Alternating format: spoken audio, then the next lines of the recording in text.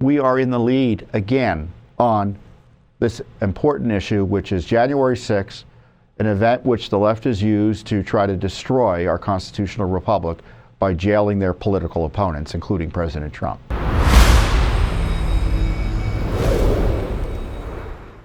I told you about the January 6th lawsuit we have against the DC police, where we are asking for the body cam videos of police officers from the District of Columbia, the Metropolitan Police Department here, from the January 6th incident.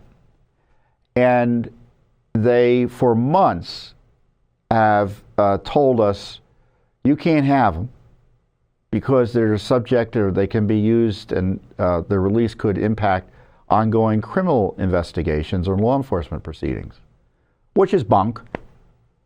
Videos of police officers involved in doing police work are released all the time, long before enforcement proceedings are commenced, or even even contemplated, or even engaged in. So they're hiding the records from us.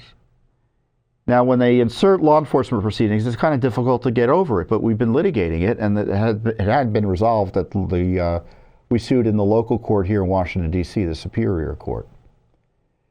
So we went back to them after President Trump pardoned the January 6th defendants and those who were prosecuted, basically shut down the January 6th jihad against Trump supporters run by the Biden gang and a corrupt Justice Department and other government officials.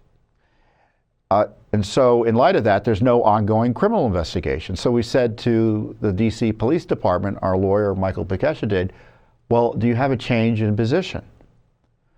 So they come back to us and say, oh yeah, no more law enforcement proceeding, but we're worried about the privacy of people in these videos taken in a public space. And so we want to pixelate them, essentially just, blur out the faces. And you can't know who the police officers were who were involved. Why? I don't know. There's no privacy interest there that I think is legitimate. And not only that, but they wanted to charge us $1.5 million for doing it. Now, many people noted that that sounds like extortion. That's like saying no. But do you think Judicial Watch should spend $1.5 million to get videos that don't show faces? That are public records of an event that happened 5 years ago, the biggest event we were told in the history of the nation? And this DC police government, this DC Police Department and the DC government refuses to turn it over to us unless we fork over $1.5 million in nonprofit funds? That's where we stand. I did a quick video on it, a little less angrily, earlier this week. So Judicial Watch sued for the DC police body cam videos from January 6th. They didn't want to give us one video, practically speaking, because supposedly there were ongoing criminal investigations, which was an excuse as opposed to a reason. Then President Trump, of course, pardoned all the January 6th defendants and targets, so that excuse was thrown out the window.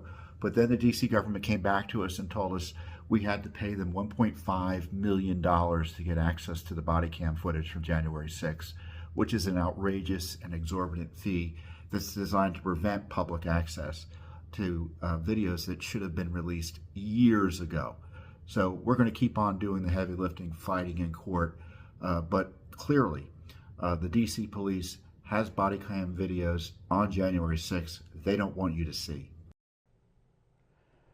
So Judicial Watch has been suing in court for all sorts of January 6th material. We sued the we sued the Congress for access to the videos as a result of our litigation and public pressure. They released the videos. They're still hiding emails from that day, though. We've sued and obtained records about National Park Police, other responses to January 6th. We just sued over Mark Milley's involvement in January 6th. We exposed the CIA's involvement in January 6th. Did you know CIA was there on January 6th to provide response support? How did that work?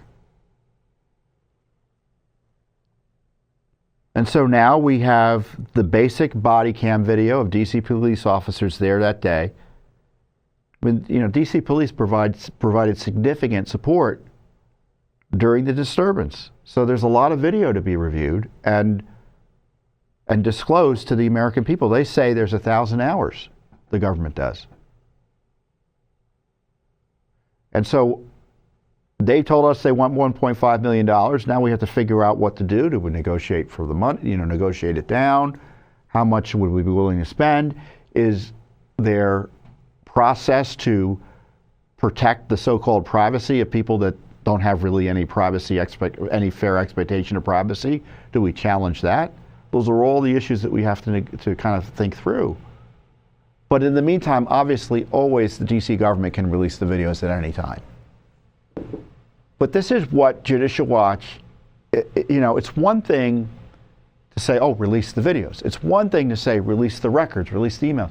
It's a lot of heavy lifting to get literally the time of day from the government. Nothing is easy in this regard. And it's a remarkable testament to Judicial Watch's perseverance, persistence, expertise, and wide public support that allows us to do all this work, that we are able to get accountability, get these documents out there, get a hold of the fact that there are documents to be gotten, and at least fight about them in court in a way that results either in their release or an adjudication of what's withheld versus what isn't withheld. Much more so than Congress has been able to accomplish. You ask a member of Congress, they admire Judicial Watch, both the left and the right, for our ability to get this information. Here, this key January 6th information. If we want to pony up the money, we might be able to get some big videos out there